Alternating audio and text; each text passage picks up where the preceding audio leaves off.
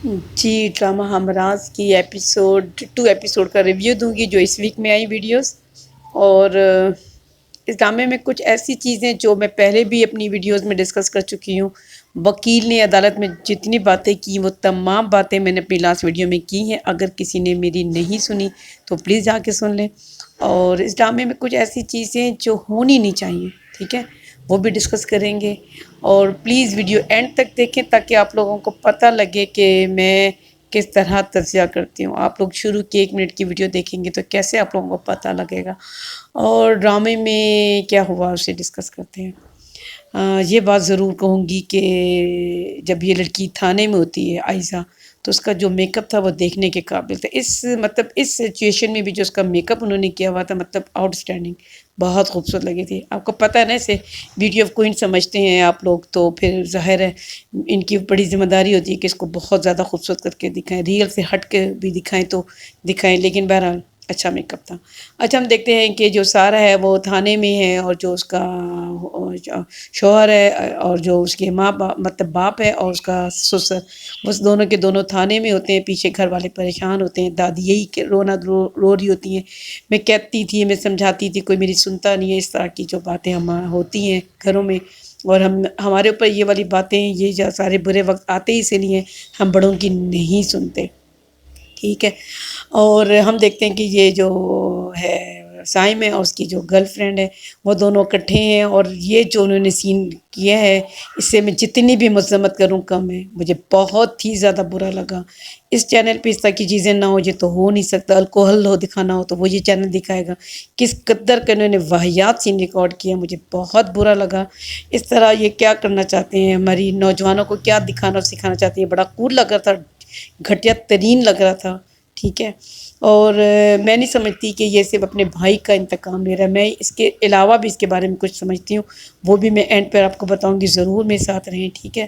اور اس کے بعد ہم دیکھتے ہیں کہ بہرحال کیس چلتا ہے، اسے تھانے سے وہ باہر لے کر تو کورٹ لے کے جا رہے ہوتے ہیں، تو ادھر باپ کے ساتھ وہ لڑکی ملتی ہے، اور ظاہر ہے جو وہ دکھ روتی ہے، جس طرح سے اپنے باپ کے ساتھ گلے لگ کر وہ ہم نے دیکھا، وہ بہت ریئل سین انہوں نے دکھایا، اس کا رونا اچھا لگا، سارا سین بہت اچھا پکچرائز کرا ہے، اس میں کوئی شک نہیں ہے۔ بہرحال جو بہت پریشان ہوتے ہیں گھر والے سارے جو باہر بیٹھے ہوتی ہیں، وہ اس طرح اس کو دیکھ لیتے ہیں، تھوڑی تسلی ہو جاتی ہے۔ بہرحال ہم دیکھتے ہیں کہ یہ عدالت جاتے ہیں، اور عدالت میں ہم دیکھتے ہیں کہ اس کی بیل ہو جاتی ہے۔ دوسری طرف ہم دیکھتے ہیں یہ جو ہے فیروز خان اور اس کی جو گرل فرینڈ ہے، اس کی والدہ کو کوئی مطلب کوئی ذہنی ظاہر صدمہ، تو آپ کو پتہ ہے انہیں، تو وہ ہاسپٹل پہنچ جاتی ہیں۔ اس طریقے سے وہ عدالت نہیں آ سکتا، وہ اپنی والدہ کو لے کے ہاسپٹل میں ہوتا ہے، اسے نہیں پتہ لگا کہ یہاں پہ کیا کارروائی ہوئی ہے، ٹھیک ہے۔ اور ہم دیکھتے ہیں کہ جو وکیل ہے اس نے وہی سوال اٹھائے، سیم وہی سوال جو میں نے آپ لوگوں کو لاسٹ ویڈیو میں کہا تھا، کہ دیکھنا یہ بھی چاہیے کہ فون پہ کتنی دفعہ اس لڑکی کے ساتھ بات ہوئی ہے، کتنی لمبی لمبی بات ہوئی ہے۔ یہی بات آپ نے دیکھا، وکیل نے کہا کہ ایک جسٹ چھوٹی سی کال ہے، اس کال سے آپ یہ کیسے اندازہ لگا سکتے ہیں، آپ لوگ کسی اور طرف کیوں نہیں سوچ رہے۔ اور پہلی دفعہ ہم نے پھر دیکھا کہ جو یہ لڑکی ہے، یعنی کہ یہ جو پولیس ہے، اب وہ اس بارے میں سوچ رہی ہے۔ ہم نے اگلی ایپیسوڈ میں دیکھا کہ یہ وہ باتیں ہیں جو وہ آگے میں آ کے کرتی ہوں۔ پھر ہم نے دیکھا بہرحال کہ وہ وکیل کی بھی تعریف کرتا ہے، لڑکی گھر آ جاتی ہے، لڑکی کی ماں خوش ہو جاتی ہے۔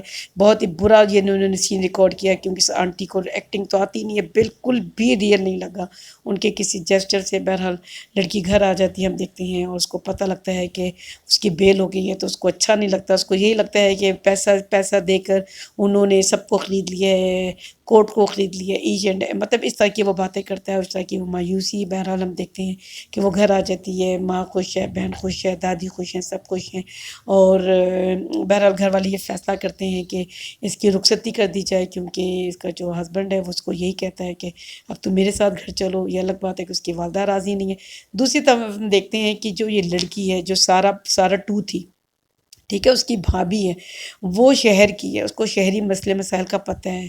تو یہ جو لڑکی ہے نا، اسے کیوں دکھایا، اس نے کہا کہ مجھے بھائی نے بتایا ہے، یعنی کہ ان کو یہ بات پتہ لگی ہے کہ ہمارے مارنے کا جو سین ہے نا، ہم نے جو مارا ہے، کسی اور لڑکی کے اوپر یہ الزام چلا گیا، تو یہ اس سے فائدہ اٹھانا چاہتا ہے۔ لیکن جو اس کی بیوی ہے، یہ سمجھتی ہے، معاملات کو سمجھتی ہے، وہ اس نے اس کو دھمکی لگائی ہے، میں تمہیں قتل بھی کر سکتا ہوں۔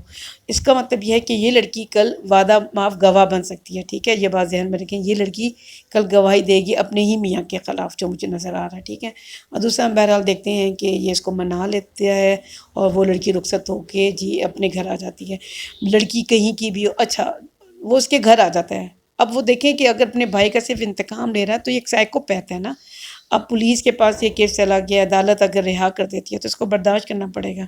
یہ ان کے گھر آ جاتا ہے۔ اب ان کے گھر کیوں آئے ہو بھائی، تمہارا کیا بنتا ہے گھر آنے کا؟ اس کا مطلب یہ ہے یہ ایک ذہنی مریض لڑکا بھی ہے، ٹھیک ہے۔ اگر ذہنی مریض نہ ہوتا تو آپ کو یاد ہوگا جب اپنے میں بھائی اس کا زندہ تھا تو جو وہ باتیں کرتا تھا، جو وہ حرکتیں کرتا تھا، بھائی کو کسی نے کچھ کہہ دیا تو جا کے لڑائی شروع کر دیتا تھا، مطلب یہ کوئی صحیح ذہنی حالت نہیں ہے۔ اگر آپ کی ذہنی حالت ٹھیک ہو نا تو آپ اس طرح کی حرکتیں، دو رویے ہوتے ہیں، ٹھیک ہے۔ یا تو آپ معاف کر دیتے ہیں یا پھر آپ پولیس میں جاتے ہیں، ٹھیک ہے، آپ کیس لڑتے ہیں۔ یہ نہیں طریقہ ہوتا کہ آپ کسی کے گھر پہنچیں، جا کے شیشے توڑیں، کسی کے گھر پہنچے انہیں دھمکی لگائیں۔ اس کا مطلب یہ ہے کہ آپ کو اپنا علاج کرانے کی ضرورت ہے، وہاں پہ یہ دکھا ہے۔ اور پھر ہم دیکھتے ہیں کہ ماں کہیں کی بھی ہو، چاہے وہ کتنے بڑے گھر کی ہو، غریب ہو، اس نے یہ ساس بن کے اس طرح کی باتیں کرنی ہوتی ہیں جو اس نے کی، ٹھیک ہے، زاہد احمد کی والدہ نے کی۔ اور بہرحال پھر ہم دیکھتے ہیں کہ بہرحال لڑکی گھر آ جاتی ہے۔ اچھا ہونا کیا نہیں چاہیے، ہونا یہ نہیں چاہیے جسے میں ڈسکس کرنا چاہتی تھی آج کے ڈرامے میں، وہ یہ کہ لڑکیوں کو اتنی آزادی کے ساتھ نہیں پالنا چاہیے جیسا کہ ہم نے دیکھا۔ لڑکی کسی ٹیبل پہ جاتی ہے، اس لڑکے کا فون لے لیتی ہے، یہ نہیں کرنا چاہیے۔ آج کے دور میں کسی کا فون اس طرح سے نہ یوز کرنا چاہیے، نہ اپنا فون کسی کو دینا چاہیے۔ کوئی بھی بری چیز ہو سکتی ہے، وہ ہو سکتا ہے بندہ کوئی کرمنل ہو، کچھ بھی ہو، یہ نہیں ہونا چاہیے۔ میڈیا کو بغیر سوچے سمجھے اس طرح سے رپورٹنگ نہیں کرنی چاہیے۔ جیسا کہ ہم نے دیکھا کہ میڈیا کیا چلا رہا ہے، لڑکی نے محبت کا جھانسا دیا تھا، لڑکے نے پریشر ڈالا شادی کا تو لڑکی نے اسے قتل کر دیا۔ اس طرح کی خبریں نہیں ہونی چاہیے۔ یہ غیر ذمہ داری کا ثبوت نہیں دینا چاہیے، کسی کی زندگی خراب ہو سکتی ہے، انہیں پرواہ نہیں ہوتی، یہ نہیں ہونا چاہیے۔ اگر بات پولیس میں چلی گئی ہے تو اس کا صبر کرنا چاہیے اور جلد بازی نہیں کرنی چاہیے۔